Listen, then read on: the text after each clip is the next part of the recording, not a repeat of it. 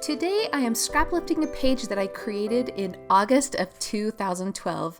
Hi guys, this is Jana Eubank, and this past week at the Hip Kit Club, we have been scraplifting ourselves.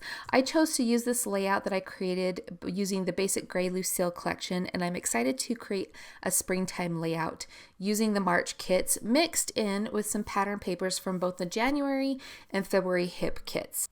Now I'm going to follow my original design fairly closely with the same columns of pattern paper. However, instead of two smaller photos, I'm going to combine them together into one larger 6" by 4" photo. I did change my photo to black and white so that I could use whatever pattern papers I want. And really, the goal that I have here is just to create an Easter springtime feel on this layout. So I went through all of the kits from January, February, and March to pick out some pattern papers that would go together. All of the papers and embellishments are from the March kit, so the only items I used outside of that kit were some pattern paper. That is the pink and red dash paper on the left, the herringbone basket weave type paper in the center, and then that wood grain scallop that I used on the right edge. Now I'm adding in some solid cardstocks from the March kit. I had the macaroon color, which is that purple color, and I was going to put that on all of the edges of the pattern papers, but I decided it was a little bit too much, so I did add in some of the taffy pink color strips on that center herringbone pattern, which I love, by the way. I think that herringbone pattern is so springy. It reminds me of a basket weave, and so, which, you know, in turn is Easter baskets. Now the floral paper that I fussy cut here is from the March paper, or March kits, excuse me, and it was the impetus for all the pattern paper choices in this layout. I just love those florals, love the pink and orange, and thought that it would be fun to pull those colors here.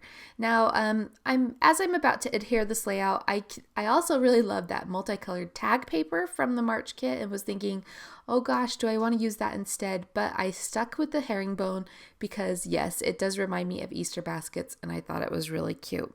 So I'm going to go ahead and use liquid glue to attach these thin cardstock pieces to the edges.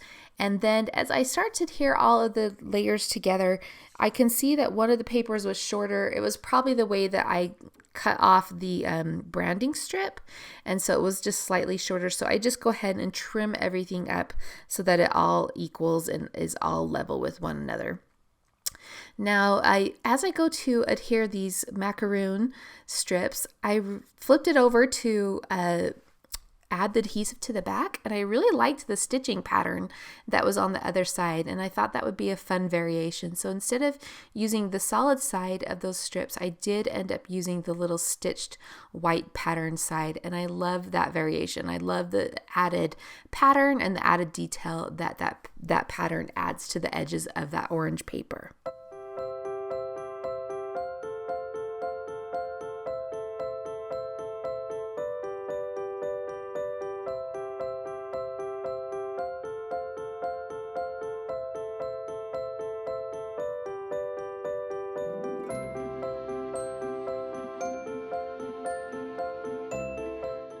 I'm ready to add that final strip, which is the pink with the red dashes. When I flipped it over to add the adhesive to the back side, I realized, oh, I like this coral flower side lots better. It actually ties in to the colors of the herringbone pattern, and because it's floral, it has that beautiful springtime feel. So, quick change of plans, I'm switching it over to the coral floral side. All right, I'll just go ahead and ink around the edges of the background, and then we'll be ready to keep moving on.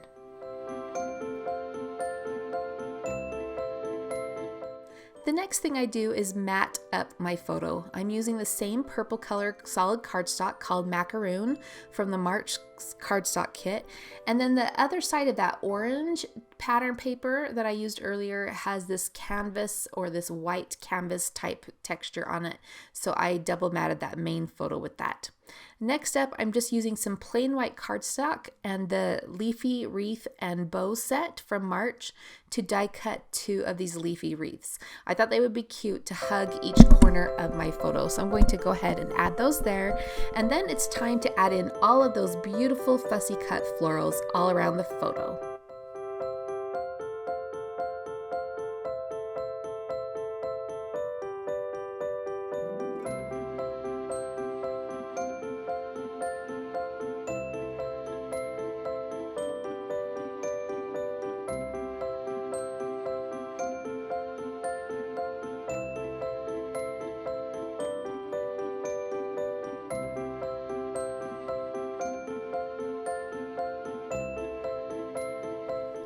Now that I have all of the florals in place, I'm going to grab the twig and frond die set from March, and I'm going to die cut several branches using white cardstock.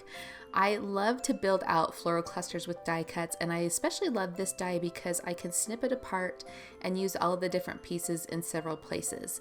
So I'm going to go ahead and do that. You can see I have some smaller, taller branches, some shorter branches. There's some leaves that have an open outline look to them, and also a little berry branch. I'm also going to snip off some single leaves that I will tuck around in the empty spaces later on down the line.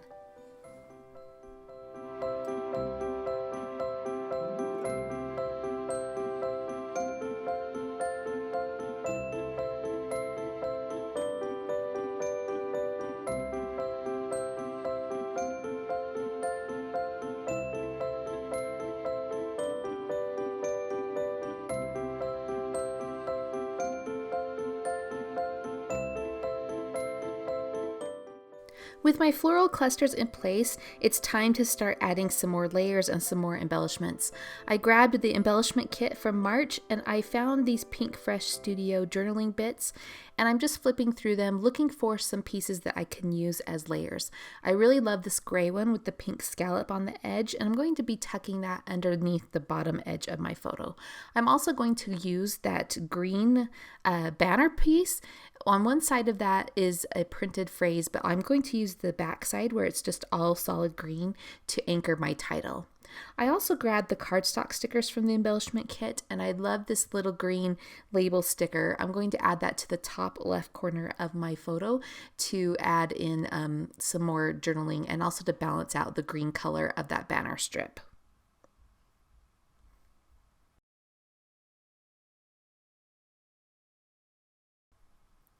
I had one last flower floating around, and I decided to add it into the page on the left side just to fill out that floral cluster there.